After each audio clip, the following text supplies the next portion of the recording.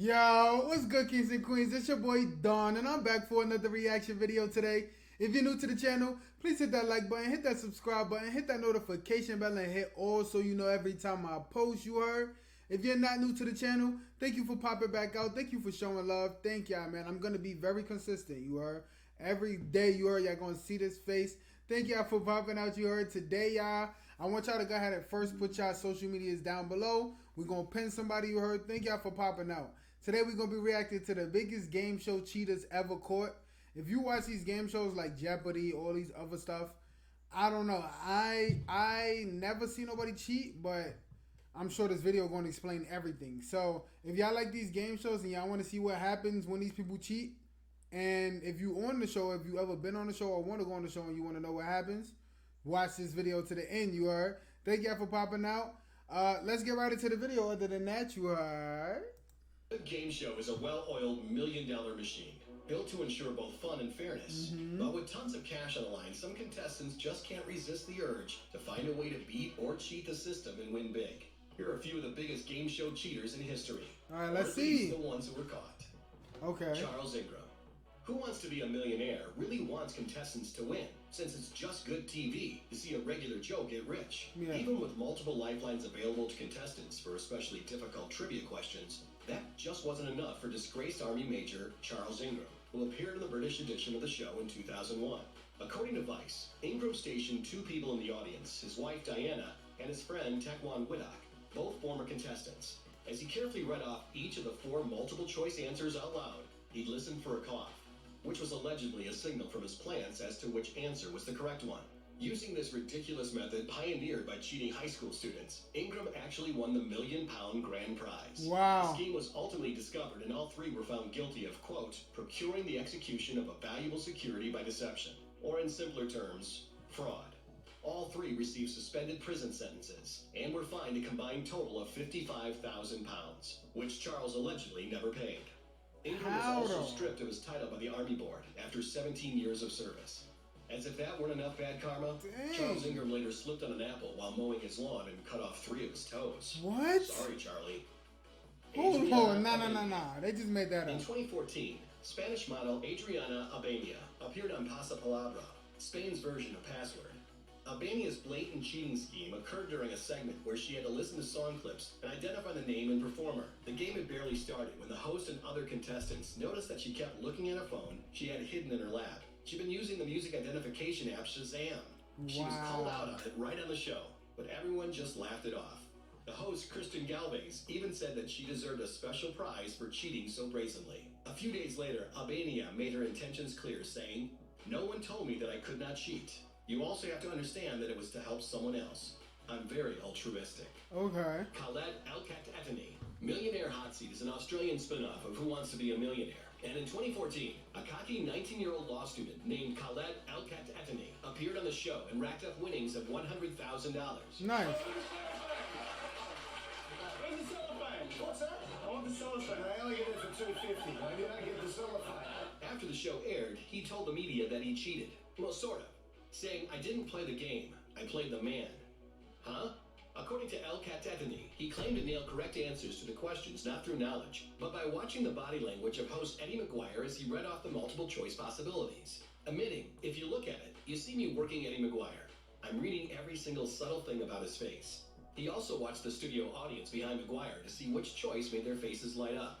In the end, Al-Khat-Etani got to keep his money because utilizing a poker strategy for a trivia game technically isn't against the rules. That's smart. When asked about his plans for his winnings, Al-Khat-Etani simply said, quote, "I didn't win anything. I earned it." Terry Neese. So what The you gonna Price do is with Right it? seems like a difficult game show to win because it involves guessing the, quote, actual retail price of items, which never seem to be anywhere near what you'd see in an actual retail store.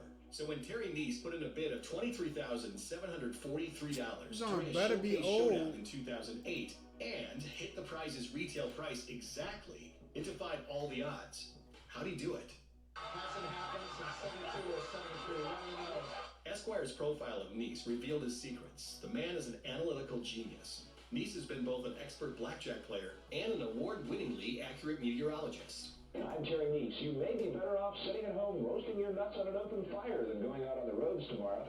Nice told Esquire that he and his wife recorded episodes of The Price is Right every day for 4 months, then memorized the prices of all the items the show used, and frequently reused in the Showcase Showdown segment. Wow. From there, it was just basic math. It wasn't even a new strategy. How did you settle on 21 points? I seen that on there last week, and that was the exact price. I know that's No, I'm dead. Host Every Drew day, Carey you floated a heard? theory. In the audience during the taping was Ted Slauson, a regular price attendee and one-time contestant who had also amassed an encyclopedic memory of showcase prices. Carey and show producers seemed to think that Slauson colluded with Nice and used hand signals to tell him the perfect price, an allegation that both men deny.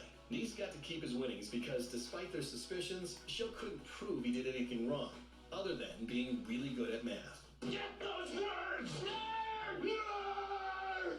Gorilla Barbecue. In 2011, the New York City-based food truck Gorilla Barbecue was eliminated from the Great Food Truck Race, a reality show Dad heard competition about this. in which hopeful street chefs compete for a grand prize of $50,000. The team with the lowest sales gets eliminated, hence Gorilla's desperate, if not ill-conceived attempt at staying alive with some bogus profit. Unfortunately, one of you guys read the sheet. It was clear that you put $2,700 of your own money in the till. The owners of the Korean Mexican fusion truck maintained their innocence, Right. despite a confidentiality agreement that barred them from speaking out in too much detail. Food Network originally only said that the team was eliminated from the show after making, quote, an unfortunate decision.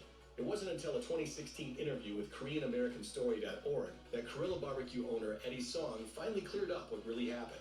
Apparently, the team decided to get creative when facing the challenge of not being able to sell meat while competing in Memphis. Song and his crew, quote, formed a little partnership with one of the top Memphis-style barbecue joints and ended up selling empty tortillas and sending the customers elsewhere to get free meat.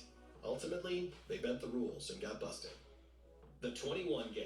What? While most game show cheats are simply overeager rogue contestants, the scandal surrounding the 1956 game show 21 involved the show's producers and served as the basis for the 1994 movie Quiz Show.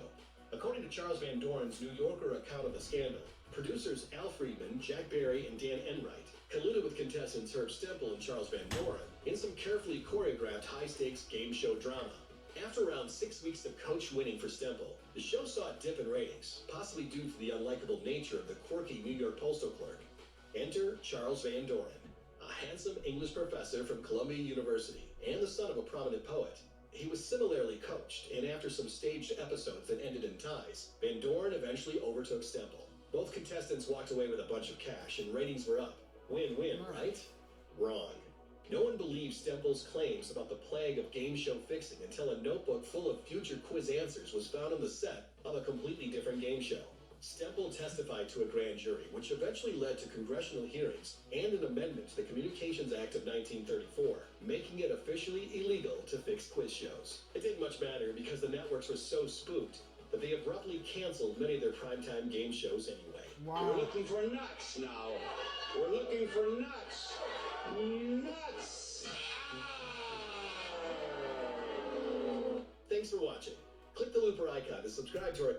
Thank y'all for popping out to the video. If y'all like this video, let me know if I should do another reaction to something similar to this. You are. This was crazy. I thought they was gonna show us some Jeopardy, something of our, right now, but obviously not.